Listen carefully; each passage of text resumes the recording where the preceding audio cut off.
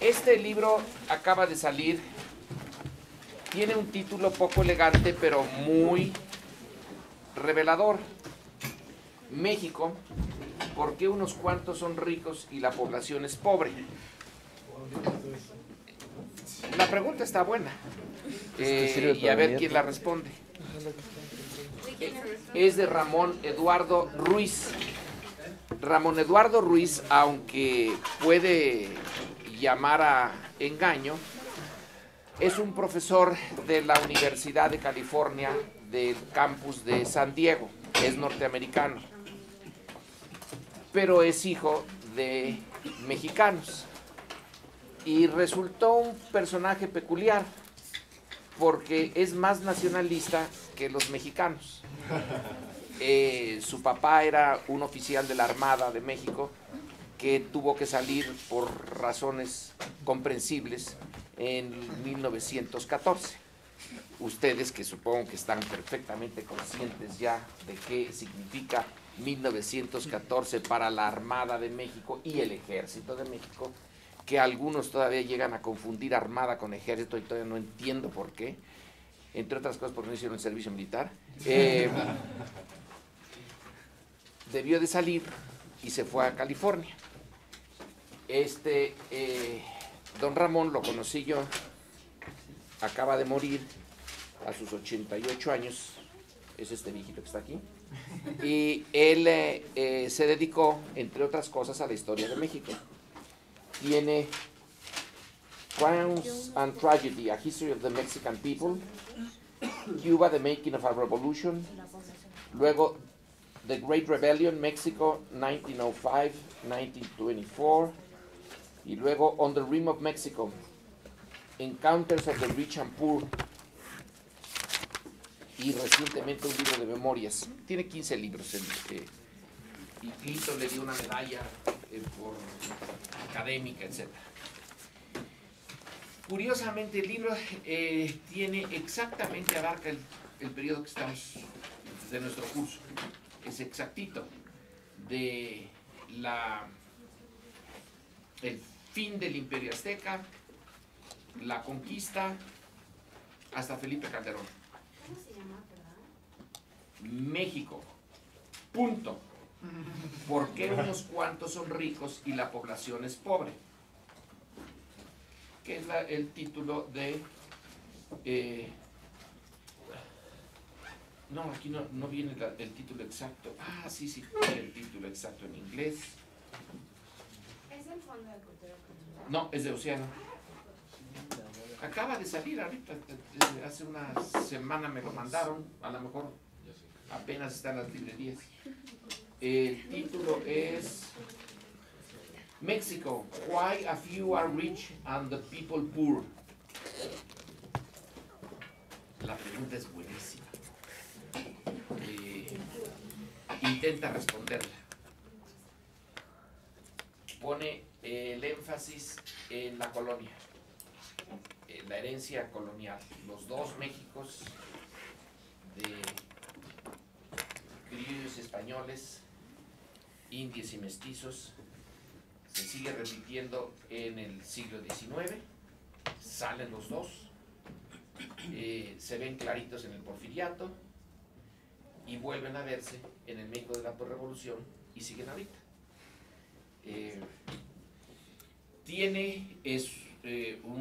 Tendría ya 82, 83 años cuando se puso a escribir este libro. No es un lenguaje siempre académico, es el lenguaje de alguien que está... ¿Cuál es un concepto bueno? El concepto de encabronamiento es un buen concepto. Un poquito. Entonces, sí, nada más se los doy para darles otra de las, ¿cómo se llaman? Primicias. Ya les he traído varios libros recién saliditos del horno. Todos los años va a ser lo mismo. Saldrán unos nuevos y ustedes deberían de estar al tanto. Algunos sí, otros no. Bueno, ahora vamos al tema de los exámenes. Todavía no los tengo todos, pero antes de irme los voy a dejar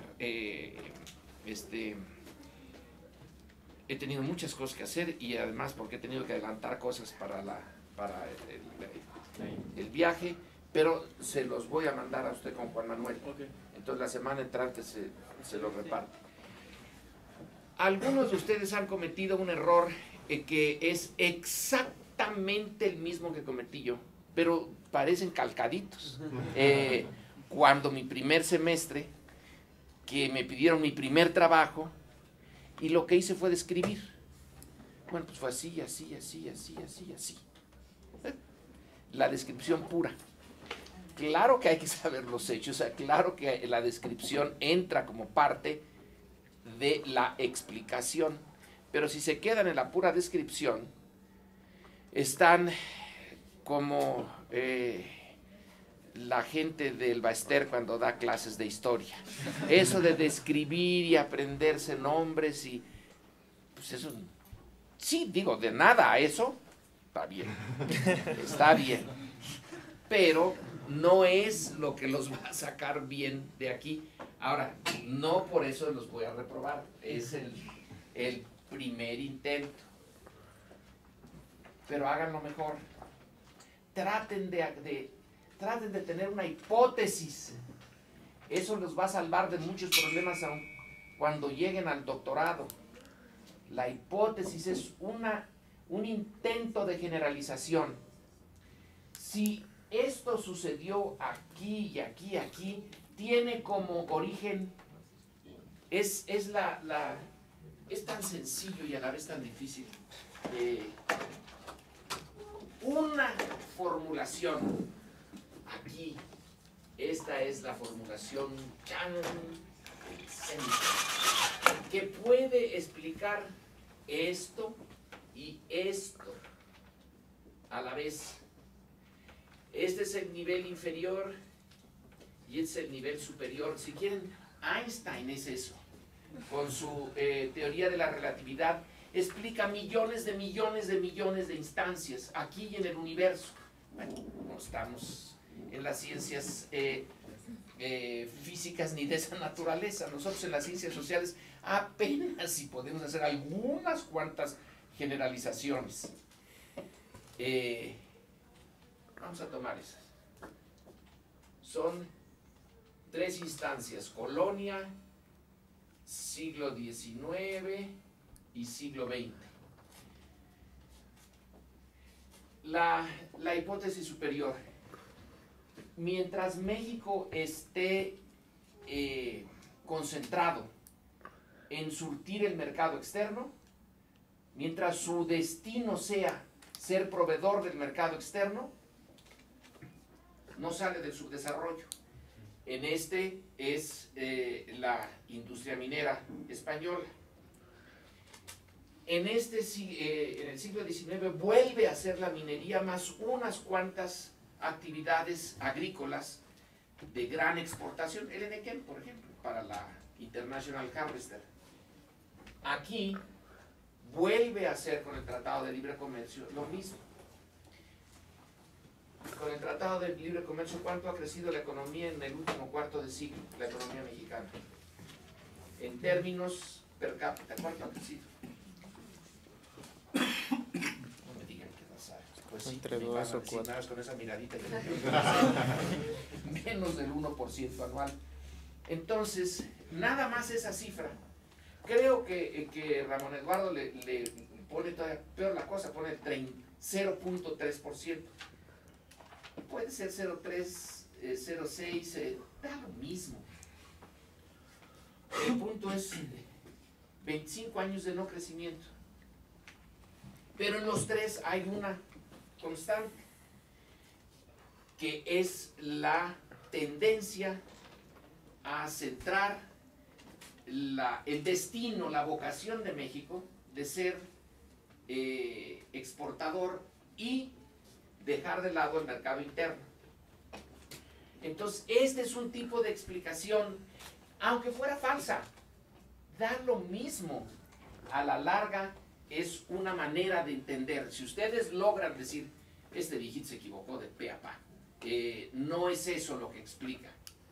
Yo tengo otra explicación mucho más interesante, a otro nivel que muy superior, súper superior, que explica estos tres casos y otros más. Todos los explica esto. Entonces, esta hipótesis, fuera. Perfecto. Es tan interesante elaborar una hipótesis que explique como destruir una. Y mostrar, no explica. En la ciencia nunca tendremos, en principio, nunca jamás una explicación final. Por eso, sobre todo en ciencias sociales, la explicación última, algunos agarran a Dios, y ahí sí ya, con eso ya no puedo, pues así lo quiso Dios, y pues ahí ya, además, no se puede demostrar que exista, pero entonces pasamos a otra dimensión. En lo que es la ciencia, siempre puede haber ahí escondida, todavía no descubierta, otra explicación que eche abajo esta y todavía explique más instancias concretas. Pero la descripción es el principio de todo. A fuerza, tienen razón, hay que saber lo que pasó para tratar de explicarlo, porque si tratan de explicarlo sin saber qué pasó, pues estamos perdidos. Entonces está bien que hagan un esfuerzo por leer y decir, bueno, pasó esto y esto y esto y esto. Y, pues pasó. Muy bien, pasó. Pero intenten una explicación, aunque les salga mal. Hagan un esfuerzo por ir a un nivel superior. Esa es la ciencia social. Una ciencia imperfecta que nunca jamás llegará a la verdadera explicación, pero por vida de mientras la que encuentren es buena. Es una brújula. Una explicación les permite, dentro de la infinita cantidad de datos, no les alcanza la vida para sacar datos sobre cualquier tema que ustedes quieran. Piensen cualquiera de los temas, incluso mexicanos o nada más del Distrito Federal, y podrían pasarse toda la vida sacando datos. Pero eso no es el chiste. El chiste es discriminar qué datos son relevantes y qué datos no. Bueno, eso se los dan la teoría, las hipótesis. Algunas son muy pequeñitas, otras son enormes. Marx tenía unas hipótesis que explicaban todo, desde el principio de los tiempos hasta el futuro. Bueno, vaya que sí, le echó ganas. Normalmente, las gentes normalitas como nosotros nos quedamos con hipótesis medianas. No esperamos que se explique todo, pero que se explique algo. Entonces, en estos exámenes, expliquen algo, aunque sea chiquito. No tiene que ser original. Ahorita no están para originalidades.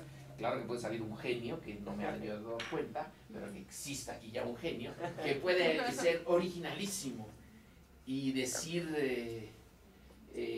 que el pH de la Tierra en México explica todo. Porque eso explica el tipo de cultivos y el tipo de cultivos, el tipo de sociedad, y cuando falla los conflictos, podría ponerse por ese camino. Dúdolo, pero en fin, hay esas posibilidades. Entonces, estos exámenes son apenas el principio. Nadie se desaliente. Espero no tener que reprobar a nadie. No me gusta. Antes reprobaba yo, pero ya no tiene sentido. Les vuelvo a repetir lo de Luis González. Quien reprueba es la vida. Y no... sí, los profesores también reprueban y a veces es parte de la reprobada de la vida. Pero espero que no sea el caso. Pónganle ganas y un poquito de imaginación. Hay un libro de C. Wright Mills que es uno de mis sociólogos favoritos. Murió hace mucho tiempo, murió en los 1970s probablemente. Era también como Ramón Eduardo Ruiz, profesor en California. y tiene un libro que se llama La imaginación sociológica. Y eso es lo que proponen. Tengan imaginación. Un sociólogo, el sociólogo es el cientista político por excelencia. El sociólogo puede verlo todo. Historia, derecho, economía, política, antropología, en todo se mete el sociólogo. Es tan amplia su profesión que ya desapareció. Casi no hay sociólogos ya. Si ustedes ven el doctorado en sociología, aquí cuesta un trabajo encontrar candidatos, y si van a su facultad, es una especie en extinción. Creo que hay 1 o 2 sociólogos nada más, y como 20 profesores de sociología. Pero es la formulación más interesante. Ellos ven todo. Y en Mills hace un intento por qué es lo que puede hacer un buen sociólogo. Y el punto final es el título: imaginación. Imaginación disciplinada, no imaginación desbordada, porque tiene que ser una imaginación disciplinada en las coordenadas de la ciencia.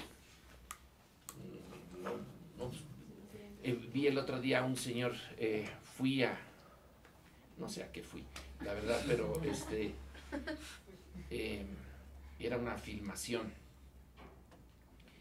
y la casa donde se llevó a cabo, de un arquitecto, una casa fantástica aquí en salida de Cuernavaca, de 5,000 metros cuadrados, el terreno, el jardín estaba hecho de una forma, porque él está esperando a los extraterrestres. Entonces, sí hay imaginación. Alguien puede tomar eso, decir, pues son los extraterrestres los que determinan todo, y este señor sí tiene imaginación, porque la casa, todo, la cúpula, todo está hecho para que lleguen los extraterrestres. A lo mejor no en su época, pero en algún momento. Ese tipo de imaginación pues, es interesantísima, pero no nos sirve para la ciencia social. Tiene que ser una imaginación con cierta disciplina. Bueno, dicho esto, les pregunto, en relación, había un dicho que de mi época ya no es de la de ustedes. Yo pregunto si la manteca es unto o sirve para untar. ¿Cuál es el tema, la pregunta, la duda, ahora que empecé a tratar el porfiriato? ¿Tienen alguna? ¿El porfiriato? Bueno, pues la República restaurada es el inicio del porfiriato, es el primer peldaño. ¿Algo? Ni se acordaban de República. ¿Cuál? Restaurada. Bien. Restaurante, restaurada. Recuerden que el punto central es la victoria de una facción, ¿no? Es la victoria armada. Eso es importantísimo. No va por la vía de las elecciones, ni de preguntarle al pueblo, ni nada. A mí me hace muy interesante la transformación o el paso que dan los liberales en el siglo XIX hacia el positivismo en 1880, y cómo esta élite intelectual se vuelve representante o portavoz de la ideología del porfiriato.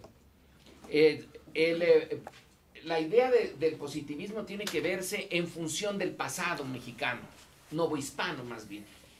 Es una explicación teológica, la que se da fundamentalmente es teológica, en siglos atrás. Entonces el positivismo intenta, la ciencia positiva, ser una respuesta 180 grados. Es la respuesta de los hechos, intenta ser científica y rechaza implícitamente toda la visión que ha dominado la naturaleza de la vida humana, la naturaleza de la sociedad, del presente, del futuro. Toma el positivismo una visión dura. El dato es lo importante. La sociedad es la idea del progreso, y que no es nada más ellos quienes tienen la idea del progreso, es una idea dominante que en el Renacimiento y en la Ilustración. Son bien positivas, son muy optimistas. Renacimiento e Ilustración son dos momentos fantásticos de la civilización europea. El Renacimiento, pues, sobre todo se centra en Italia.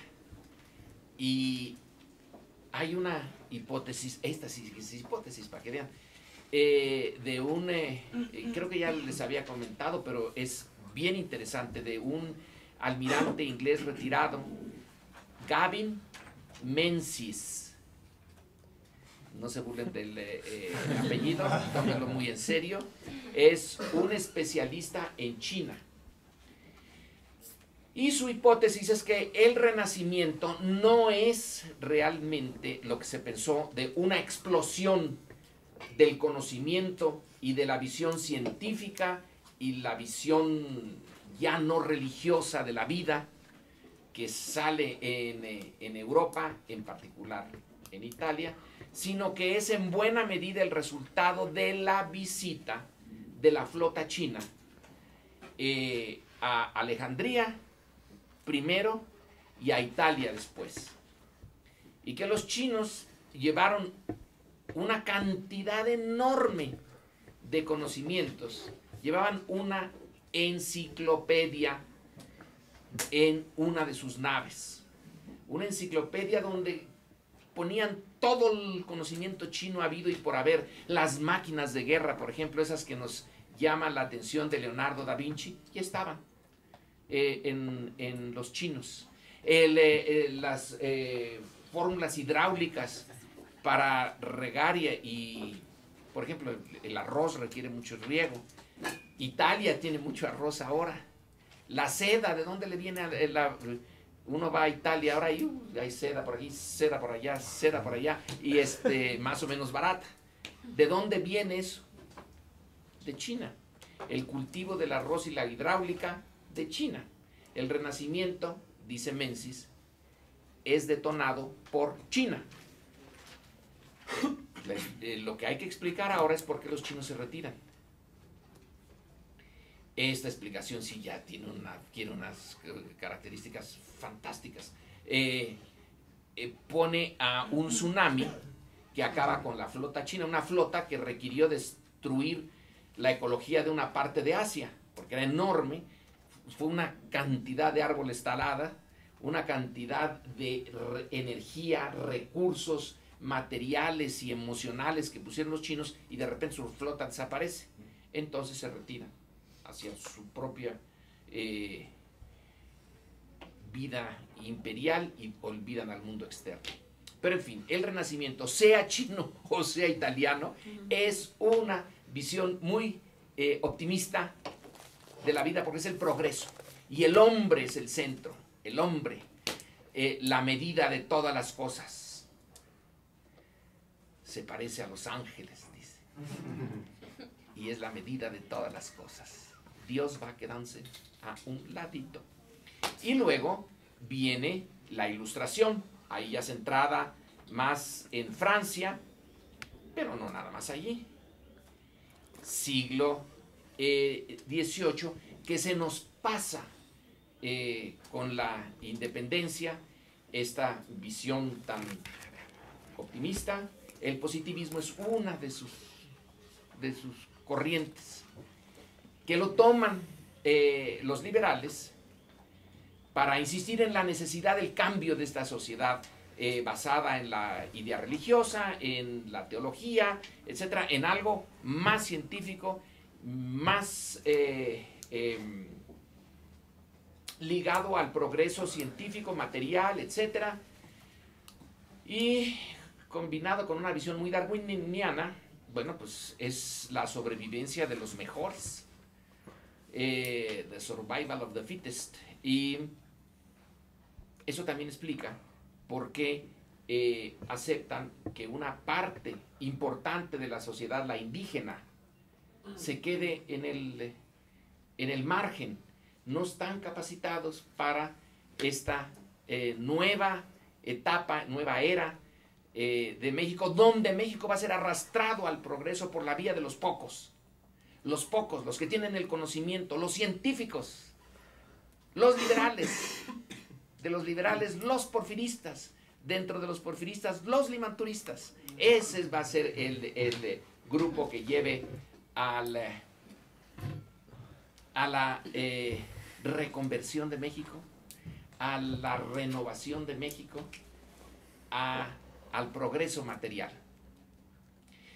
Esto está ya en la visión liberal que triunfa con Juárez, pero se va a hacer más clara con don Porfirio. Don Porfirio va a entrar al centro de la vida política con la muerte de Juárez. Juárez y su cuarta reelección, donde ya tiene muchos enemigos y donde la idea de la no reelección va tomando forma. Aún el mejor no hay que dejarlo reelegirse, porque luego los elementos negativos se van a hacer muy obvios y pueden distorsionar al país.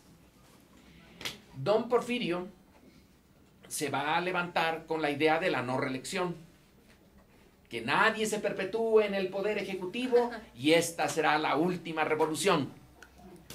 Entonces tiene una banderota, es heredero del juarismo, pero a la vez negador de esa parte política de Juárez. No hay hombre indispensable, él que va a ser el indispensable finalmente. Contradictorio un poco, no, un tanto contradictorio, pero entonces 1867 el triunfo juarista, 1877 el triunfo porfirista. Ya están sentadas las bases de lo que será el régimen que, independientemente de Juárez, Lerdo, don Porfirio, es el mismo. La idea central es la misma. Diferentes personas, pero la tesis de Reyes Heroles, de Jesús Reyes Heroles, el original, no, ese no era el bueno. Nada más era Jesús el primero, Jesús primero. Luego está Jesús segundo. Segurito que va a haber un Jesús tercero. Él señala que el porfiriato es una anomalía que no debía de haber sido. ¿Cómo? México es liberal y el liberalismo tiene una esencia muy clara que no admite la dictadura, la democracia. Entonces, ¿cómo es que hay una dictadura y no hay democracia? Bueno, pues porque es una anomalía. Pero otra visión es que no hay ninguna anomalía, que es el desarrollo lógico del liberalismo. El liberalismo no tiene que ser democrático. La democracia coincide mucho con el liberalismo en muchas partes, pero no es parte de lo mismo. El liberalismo quiere limitar la acción del Estado, eso es lo importante, para que la iniciativa individual tenga un campo enorme y lleve al progreso colectivo. Pero el liberalismo está consciente de que hay clases que nomás no dan el ancho, entonces es de los pocos, es una cosa muy delicada. El centro es la relación entre el individuo y el Estado. Y el Estado no debe de interferir más que estrictamente lo indispensable para mantener el orden, la justicia, pero no debe de meterse en nada de lo económico. Nada de mercantilismo, proteccionismo, nada de eso. Las fuerzas naturales del mercado. David Ricardo y Adam Smith. Y si Portugal puede hacer muy buenos vinos y Inglaterra muy buenos textiles, entonces todos salen ganando si se intercambian textiles por vino. En cambio, si los portugueses insisten en hacer sus textiles y lo que sería un horror de horrores que los ingleses insistieran en hacer su vino, entonces eso sería una desgracia para todos. Entonces, esta visión el progreso aunado a al libre intercambio. Don Porfirio va hasta cierto punto a ser liberal. Y es la consecuencia del triunfo. No va a ser democrático, pero ni siquiera va a ser enteramente liberal. No se puede. No se puede, porque si se dejara al mercado la creación de los ferrocarriles, a ver quién los crea. El Estado tiene que intervenir dando subsidios, o sea, dinero colectivo a las empresas particulares para que se animen a hacer los ferrocarriles y pagándoles 8,000, 9,000 pesos por kilómetro construido. Según John Cotsworth, por eso es que los ferrocarriles del Porfiriato van así. Porque son, entre más curvas hagan, más kilómetros les pagan, pudiendo llegar al mismo sitio. Desde los griegos, la distancia más corta entre dos puntos es la línea recta, no en los ferrocarriles mexicanos. Ahora, la razón es, bueno, pues hay muchas montañas y hay ciertas necesidades políticas. Entonces, que un ferrocarril se desvíe y pase por una hacienda, esa hacienda ya la hizo, porque tiene una estación de ferrocarril ahí para sacar sus bienes, sus productos. Y si otra hacienda no pasa el ferrocarril por ahí y tiene que llevarlos cientos de kilómetros hasta la siguiente estación, ya se amoló.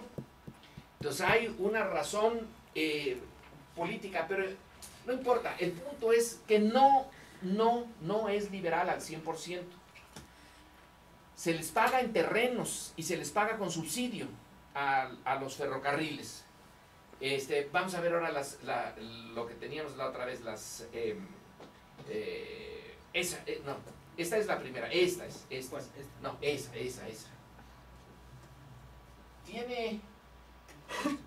Tiene sentido.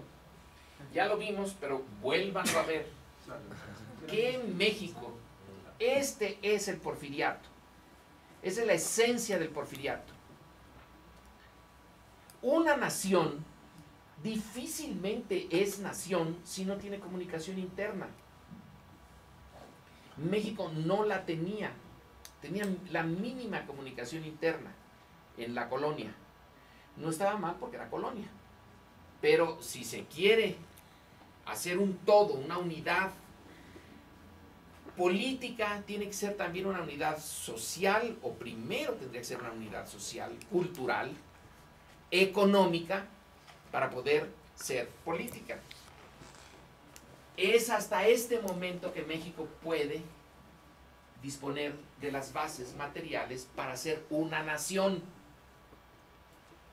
En 1810 o en 1821 o en 1847 no era una nación. Formalmente sí, de hecho no. Es aquí donde se hace la gran base material, el intercambio entre las regiones. Y desde luego, la salida hacia los Estados Unidos. Es la liga con Estados Unidos. Esta es la primera vez que hay una liga clara. Alguien puede decir, oiga, ¿y el camino de tierra adentro? Que es el camino colonial que iba de aquí hasta Santa Fe y hasta Nuestra Señora de los Ángeles. Bueno, pues sí era un camino, pero costaba mucho trabajo andar por él. Esto es una velocidad, una rapidez, y se puede llevar el mineral en bulto, es decir, se puede llevar la materia prima, sale barato, y por lo tanto ya se pueden llevar al exterior minerales industriales. El cobre es uno de los productos que pueden salir así, pero también ya empiezan otros, plomo, zinc, etc. a salir. Y la vida agrícola. Ahora, se ve clarito cuál es el centro del país. No es de gratis que este sea el corazón de México desde los aztecas. Aquí está. Se refuerza la idea de que es aquí donde está lo central de México. Y para acá, pues, de rebote, porque aquí es el Enequén lo que hace. Es el único sistema ferroviario mexicano y privado. Los ferrocarriles de Yucatán los hicieron los yucatecos para sacar el Enequén. El Enequén es uno de los grandes productos de exportación. Pero también salen por aquí el algodón. Antes era mucho más costeable importar algodón de Egipto, que llegara a Veracruz y que se fuera a las fábricas textiles de Orizaba, que pensar en traer algodón de aquí. No daba. Entonces estaba más cerca de Egipto que la laguna. Es más, la laguna ni existía realmente como región productora. Es esta nueva red de venas. Ese es el porfiriato, es lo más interesante del porfiriato. Es un proyectazo. Ahí sí hay un proyecto nacional de largo plazo y que se hace realidad. 20,000 kilómetros de vías férreas. Uno de los países con la red ferroviaria más extensa de América Latina. Compite muy bien con Argentina. La ventaja que tienen los argentinos es que no tienen montañas, entonces ahí sí se puede echar de aquí hasta allá la línea recta y segurito llegan. México es las montañas, el problema de los puentes, los túneles, hijo, costó, Dios se ayuda a hacer estos ferrocarriles, pero nadie puede negarle a don Porfirio esa visión, ese logro. Hoy no tenemos esto en ferrocarriles, pero ni en broma. Es más, ya se cerraron partes de las vías. Nunca, la revolución nunca aumentó. Lo único que hizo fue el ferrocarril Chihuahua, Chihuahua Los Mochis, que es el Chihuahua Pacífico, en la época de López Mateos, pero estaba pensado desde el Porfiriato, ese ferrocarril, el que pasa por la Barraca del Cobre, que no es nada fácil. Pero no hay un desarrollo ferroviario en el México posterior a don Porfirio. En una tesis que se presentó aquí hace poco tiempo, se dice que el apoyo a los automóviles y los camiones es de tipo político. Yo creo que es, bueno, en cierto sentido es de tipo político. Allí, en vez de dar el subsidio para hacer las vías, se dio el subsidio para hacer las carreteras. Las primeras carreteras se le concesionaron a alguien que tenía poder político, y las empresas de coches, autobuses, etcétera, pues también se beneficiaron. Pero se dejó de lado este enorme logro. México ha retrocedido en esto. En Europa no se ha retrocedido, se ponen las carreteras y los ferrocarriles. En Estados Unidos se ponen carreteras y ferrocarriles. Se modernizan los ferrocarriles, y ahora los europeos, los japoneses, los chinos tienen ahora sus tren bala impresionantes. Nosotros aquí tenemos balas, pero no trenes. Eso no hay ni duda, no hay nada. Es una verdadera desgracia lo que han hecho con los ferrocarriles. La gran herencia del porfiriato. Entonces el porfiriato es la reanudación del crecimiento económico por, como dice Ramón Eduardo Ruiz, por la misma vía de antes. Exportar, ligarse al exterior. Y el mercado interno, pues es como un afterthought. Pues sí hay algo de mercado interno, pero nadie le pone mucho énfasis. No se le pone mucho énfasis, entre otras cosas, porque la mayoría de los mexicanos son pobres y al mercado. Ya no son 6 millones como en la independencia, ya son más del doble. Ya van a llegar a ser alrededor de 15 millones. Más del doble. Pero de todas maneras son 15 millones que la mayoría son miserables, pobres. ¿Qué se les va a vender? ¿Manta? Pues sí, eso sí se les puede vender. Manta, maíz. ¿Qué otra cosa? ¿Qué más se les puede pedir? Tenemos ahí algunos de los tipos mexicanos del porfiriato, de las fotografías que es cuando la fotografía en México viene en 1847, justo cuando la invasión americana. Entonces, para el 67, 77 ya lleva 30 años de fotografía. Entonces, ahí está. Este es el tipo de mexicanos normales de la época. ¿Qué va a consumir? Además de telas, que fueran producto fabril, producto de la industria moderna. Tiene que comer, pero eso es una industria que viene de hace mucho tiempo.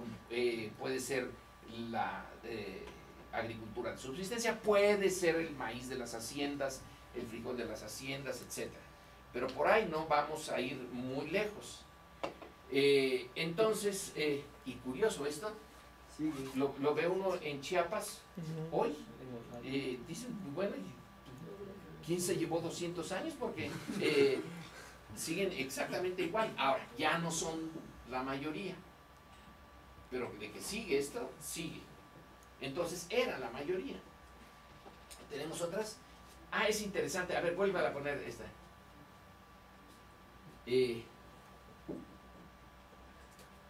No se ve bien, pero tengo la impresión de que está fumando. Las mujeres, como ahora, son las que fumaban entonces mucho. Luego hubo una época en que dejaron de fumar, o al menos no tanto, pero ya volvieron. Esa imagen de una mujer fumando es un escándalo para los norteamericanos cuando invadieron México. Una de las cosas que salen en las cartas que envían a su zona de donde vinieron es que las mujeres mexicanas fuman, y ese es un indicador de una debilidad moral completita, que están mal en todo. ¿Tenemos otras? Bueno, pues,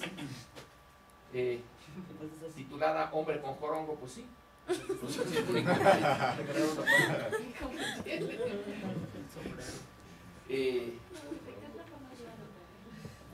pues sí. No, estas ya son este es hay muy buena fotografía del porfiriato. Se pueden rescatar miles de fotografías de la época. Ya hay fotógrafos profesionales y algunos de ellos se dedican a ver los tipos, digamos, los arquetipos de la población mexicana. Pero en fin, lo que sirve esto es para señalar que el mercado interno es muy débil. Entonces, la industrialización de México, que se inicia realmente en el porfiriato, en buena medida está volcada hacia el mercado externo, no hacia el interno.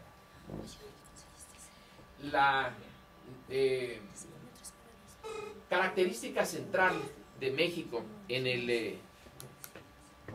el momento en que don Porfirio toma el poder en 1877 es la inestabilidad y la inseguridad. La inseguridad ha estado con nosotros en ciclos. La inseguridad de mediados del siglo XIX es seria y va a seguir siéndolo, en parte porque Juárez tiene que licenciar a una buena parte del ejército, como a un tercio del ejército. Entonces, ¿qué hacen los soldados y algunos oficiales que ya no están en el ejército? Bueno, se dedican al robo. ¿Qué es lo que hacen los policías judiciales cuando los detectan corruptos y los corren de la corporación? Lo mismo, se dedican a lo único que saben. Este México del juarismo es un México muy inseguro y es también el México de don Porfirio. Pero don Porfirio tiene como primerísima problema a resolver, no es el mexicano, es la relación con Estados Unidos. La relación con Estados Unidos requiere pagar lo que México se comprometió a hacer por indemnizaciones causadas por la inestabilidad política de los años anteriores. Entonces tiene que pagar 300,000 pesos oro. En el día casi que llega don Porfirio, eso lo ve muy bien don Daniel en México, Estados Unidos contra Porfirio Díaz. La necesidad ingente de conseguir dinero hasta de debajo de las piedras, préstamos forzosos. Don Porfirio se había comprometido a no hacer préstamos forzosos, porque su base social principal iba a ser la clase alta, la oligarquía. Bueno, pues tiene que extorsionarlos, porque hay que pagarle a Estados Unidos. Y hay que resolver el problema de la frontera. En el curso de política exterior esto se verá con más extensión, pero el punto es que la frontera es muy insegura. Hay un ir y venir de indios, de ladrones, de cuatreros en la frontera, que afecta sobre todo la frontera con Texas. Entonces hay que hacer algo, porque si no Estados Unidos lo va a hacer. Ya la simetría es tanta que si México no pone orden, ellos lo van a poner. Es decir, van a hacer obvio que nuestra soberanía está dependiente de que ellos quieran respetarla o no, que no es una soberanía que nosotros podamos mantener por nosotros mismos. Y don Porfirio tiene que mandar tropas al norte con un grave riesgo, que esas tropas se le rebelen y que los generales que manda al norte hagan lo mismo que él hizo.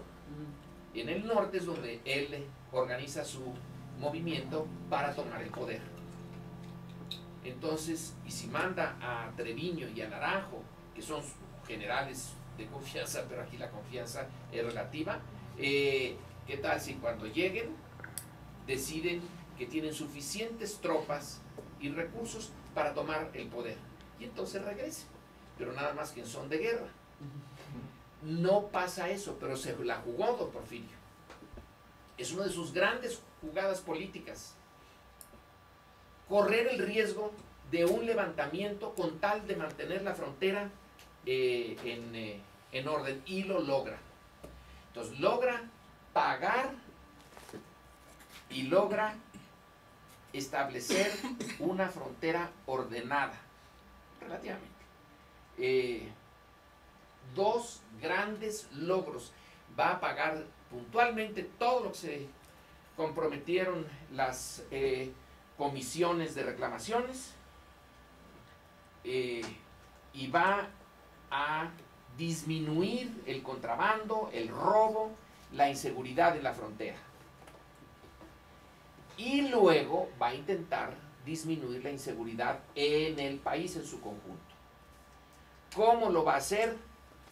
Esto lo pueden ustedes ver en el libro de Paul Vanderwood sobre los rurales, vía el cuerpo de rurales, que llegó a ser de 5,000 efectivos, bajo las órdenes de la Secretaría de Gobernación. Es la Policía Nacional, es la policía militarizada. Lo que tiene Chile, los carabineros, lo que tiene España, la Guardia Civil, esos son los rurales de la Federación, que la revolución desapareció. Pero sí tuvimos eso que ahora se está discutiendo de una Policía Nacional. Sí existió y fue muy eficaz para los propósitos del gobierno federal. No se andaban con cuentos. Que debieron de haber fusilado a gente inocente, segurísimo. Pero sirvieron. Restableció la seguridad interna en México. Y eso es un logro político fantástico. Tan importante o casi como los ferrocarriles. Y los ferrocarriles le ayudaron a restablecer esa seguridad. Porque los rurales tuvieron movilidad. Se ponían en unos vagones los caballos, en otro a los rurales, no se mezclaban, y se los llevaba a donde fuera necesario. Era una fuerza de voluntarios relativamente bien pagados, bien armados, bien vestidos y con buenos caballos. El jefe era un coronel, pero no respondía al ejército, respondía a la Secretaría de Gobernación y al presidente. ¿Había rurales de los estados? Sí, pero no eran tan buenos. Entonces la policía que ahora se busca ya estaba y dio resultado en un sistema autoritario. El porfiriato fue todo menos democrático, pero tuvo que mantener las formas democráticas.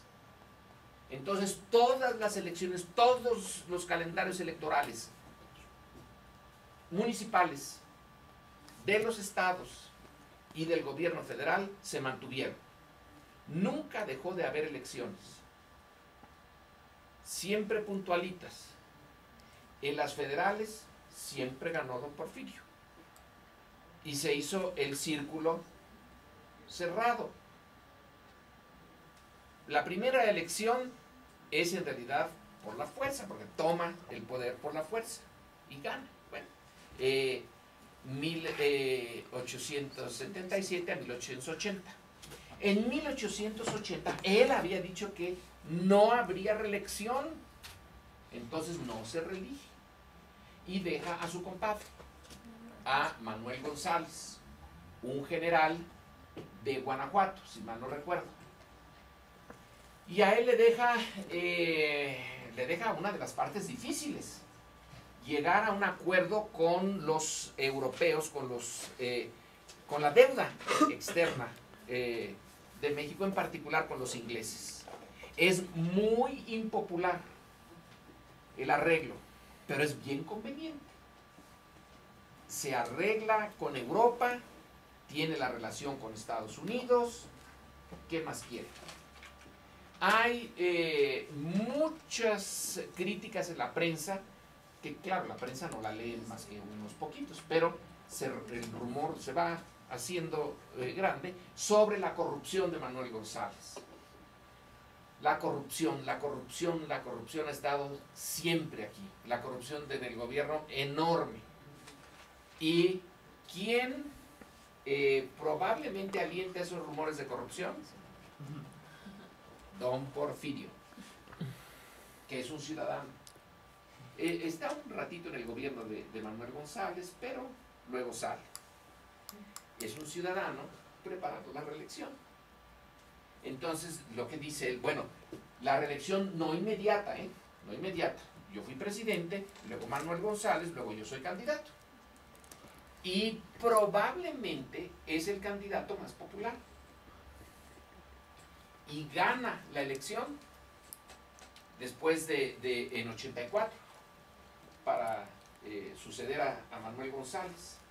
Luego lo que va a hacer es que para 88 ya queda claro que sí se puede la elección inmediata, la reelección inmediata.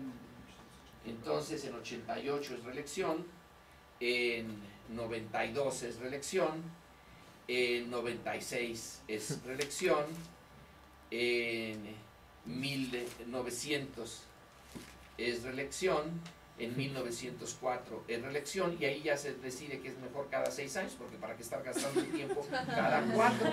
Entonces 1904 es a 1910, y de 10 a 16 es la siguiente reelección.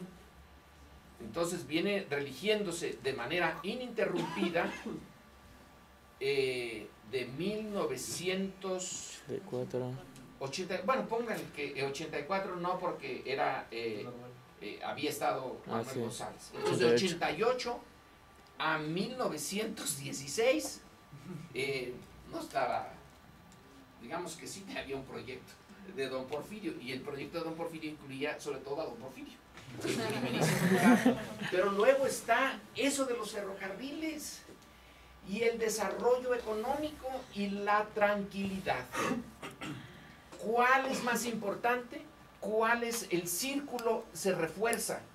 Si hay tranquilidad, si se puede viajar, entonces se puede el intercambio de mercancías, de bienes, de personas, aumenta. Si eso aumenta, aumenta la seguridad económica, aumenta la posibilidad de la inversión extranjera.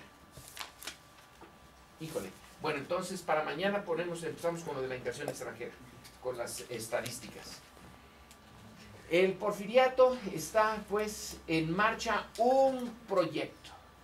México exportador de materias primas, con apoyo del capital externo, creando una red interna de ferrocarriles que se va a complementar con la red de telégrafos. El telégrafo es importantísimo para la economía y la política. Don Porfirio va a recibir la información política por telégrafo y la va a recibir en tiempo real. Si hay un problema en Chihuahua, don Porfirio se va a enterar del problema en ese día, en ese momento. No van a tener que pasar semanas. Así, hijo, ya se levantó fulano. No me diga, ¿y desde cuándo se levantó? Pues desde hace 2 o 3 semanas en la torre. Entonces vamos no, las decisiones se toman así, en el momento. Hay un problema, él tiene la respuesta. Ya sea negociando, eso lo vamos a ver, es muy buen negociador. No es la represión lo que le da continuidad al gobierno, es la negociación, es buenísimo para negociar.